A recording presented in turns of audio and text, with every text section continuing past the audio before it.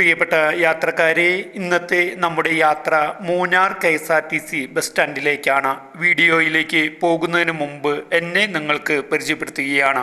എൻ്റെ പേര് സിജോ എന്നാണ്. വീട് തൃശ്ശൂർ ജില്ലയിൽ അടാട്ട് എന്ന ഗ്രാമത്തിലാണ് ജനിച്ചതും വളർന്നതും. ഇപ്പോൾ താമസിക്കുന്നത് മുണ്ടത്തിക്കോട് എന്ന സ്ഥലത്താണ്.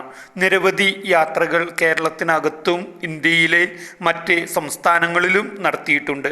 എങ്കിലും ഒരു ചാനൽ തുടങ്ങുന്നത് പ്രിയപ്പെട്ട സുഹൃത്തുക്കൾ പറഞ്ഞിട്ടാണ്. ഈ ചാനലിൻ്റെ പേര് സഞ്ചാരി ചാനൽ എന്നാണ്.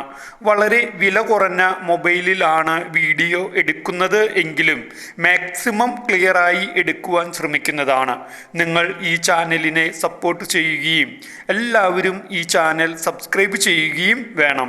എൻ്റെ ഇനിയുള്ള യാത്രകൾ എല്ലാം തന്നെയും ഈ ചാനലിൽ അപ്ലോഡ് ചെയ്യുന്നതാണ്. ഏകാന്ത ജീവിതമാണ്. യാത്രയിൽ ലൈവ് വരുവാൻ ഞാൻ പരമാവധി ശ്രമിക്കാം. അതിനുള്ള ഉപകരണങ്ങൾ വാങ്ങണം എന്നുണ്ട്. യാത്ര പോകുമ്പോൾ എവിടെ എത്തി, യാത്ര എങ്ങനെയൊക്കെയുണ്ട് എന്നൊക്കെ ചോദിക്കാൻ പറ്റുന്ന തരത്തിലുള്ള ബന്ധങ്ങൾ ഈ ചാനലിലൂടെ ലഭിക്കുമെന്ന് ഞാൻ പ്രതീക്ഷിക്കുന്നു. നിരവധി ആളുകളെ പല സ്ഥലങ്ങളിലേക്കും വിനോദയാത്ര കൊണ്ടുപോകുവാനും ആവശ്യപ്പെടുന്നവർക്ക് വാഹന സൗകര്യം ചെയ്തു കൊടുക്കുവാനും ഇതുവരെ സാധിച്ചിട്ടുണ്ട്. തുടർന്നും അതിനെല്ലാം കഴിയുമെന്നാണ് ഞാൻ പ്രതീക്ഷിക്കുന്നത്.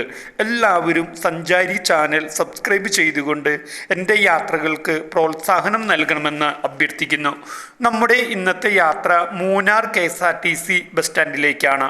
മൂന്നാർ KSRTC സഞ്ചാരികൾക്കായി വളരെ മനോഹരമായ ടൂർ പാക്കേജുകളാണ് ഒരുക്കിയിട്ടുള്ളത്. യാത്രക്കാർ മുൻകൂട്ടി പേരുകൾ നൽകേണ്ടതാണ്.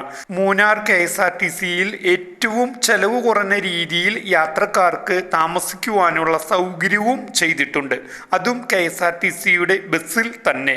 ഏറ്റവും കൗതുകകരമായ ഈ ഡോർമെട്രി സംവിധാനത്തെ വിളിക്കുന്നത് ഗുഡ് നൈറ്റ് KSRTC എന്നാണ്.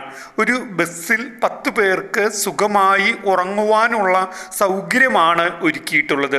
ബസ്സിനകത്ത് മൊബൈൽ ചാർജ് ചെയ്യുവാനുള്ള സംവിധാനങ്ങൾ, കുടിവെള്ളം, ഫാൻ, ലൈറ്റ്, ബെഡ്, തലയിണ, പുതപ്പ് എന്നിവ ലഭ്യമാണ്.